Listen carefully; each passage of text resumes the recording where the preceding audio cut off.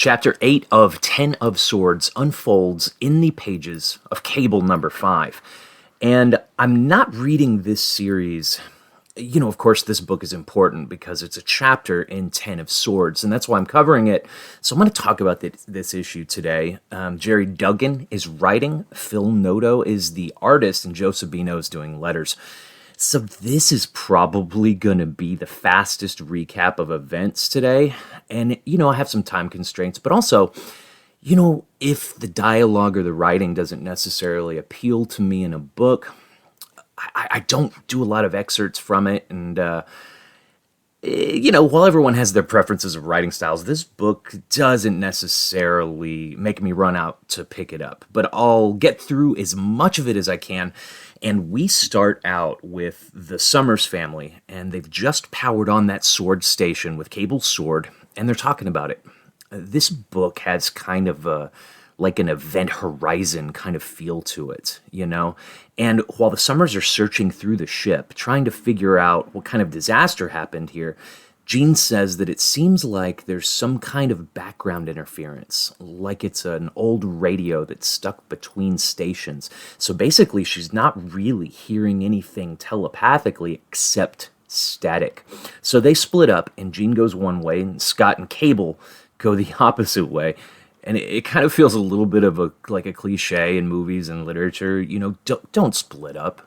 Usually it just ends up with someone dying if everyone doesn't stay together. It's like, what's the best advice when you see a long corridor that goes in two directions? Stay together and just go in one direction.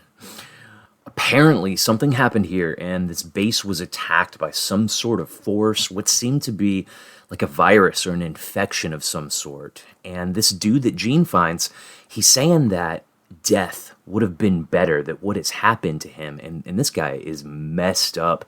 He's got a creepy looking symbol just kind of branded on his forehead. His eyeballs are all weird. And, it looks like he's been like poisoned or like zombified. I mean, he shows his mind to Jean.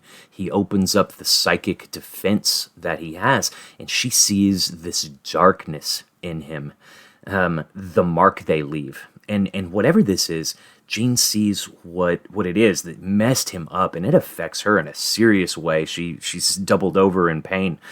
And he says, "Now you know." And he opens the airlock, and he just lets himself out into the vastness of space to die. So I guess he got his wish there.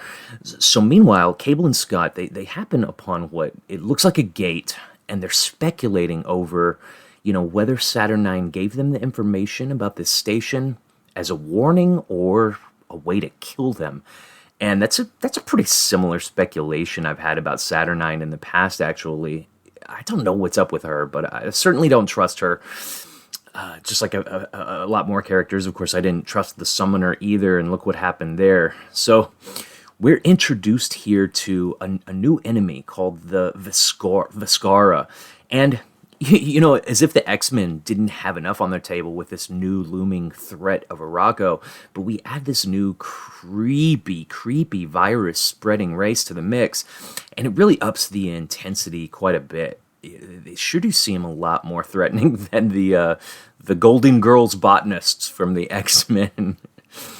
So, God, this is the creepiest thing ever. They just keep saying, cleanse, dissect, learn, cleanse, dissect, learn. And this is actually my favorite line from this book.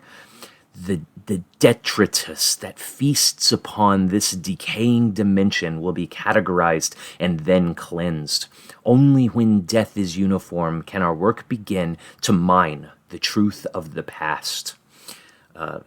Whatever that means. Jean says, "Over my dead body." This might be our only chance to find out where they come from.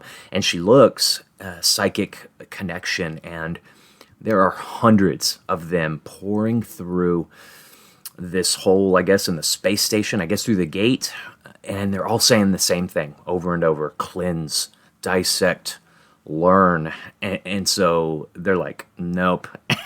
And so Jean and Scott are just ripping these creatures to shreds, and Cable's using his gun, and everything comes down in the end. The huge fight ensues, and everything comes down to the end of Cable being able to detach his sword from the space station so it'll power the station down. And of course, that is what they needed to do to close that gate to wherever these things were coming from, because when they powered it up, that gate opened up.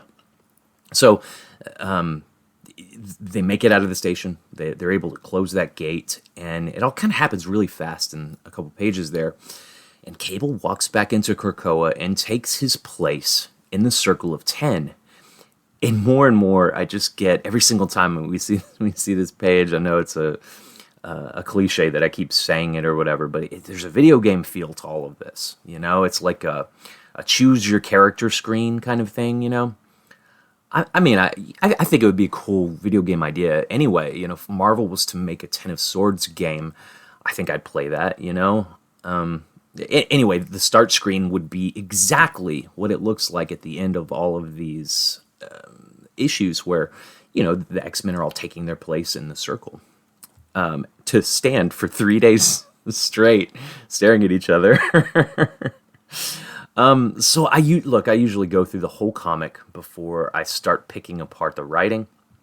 But let's just look at the last page of this book really quick. There's been this whole conversation between Magic and Jean telepathically, and they're planning something together to group together a bunch of psychics, and they want to kind of get into Otherworld, and they're just planning how they're going to do that. And so Jean tells Magic to take care of Nathan in Otherworld and keep an eye on him.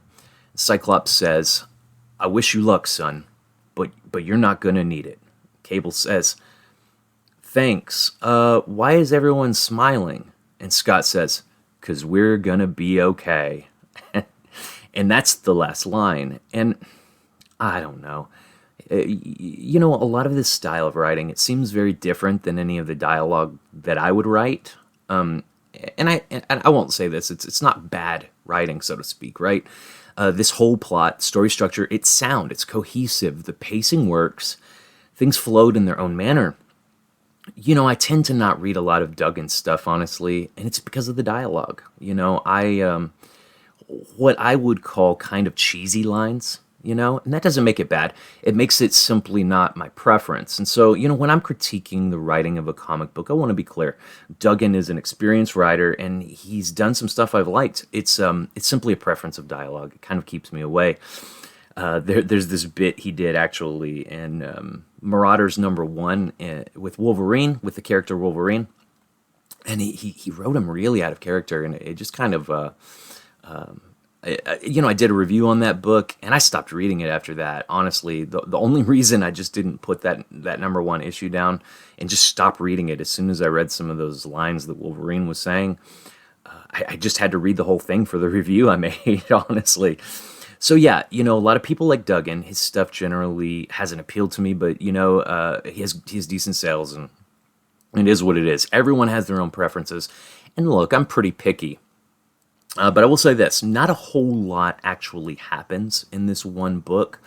I wouldn't say this is critical reading, but it is the first appearance of this really creepy alien race, and so, who knows? They could become a really big part of the Marvel Universe, and so that would be cool to kind of see them premiere in the Ten of Swords event, So that's it, here with Chapter 8. Come back for all of Ten of Swords, I'll be talking about them here on my channel.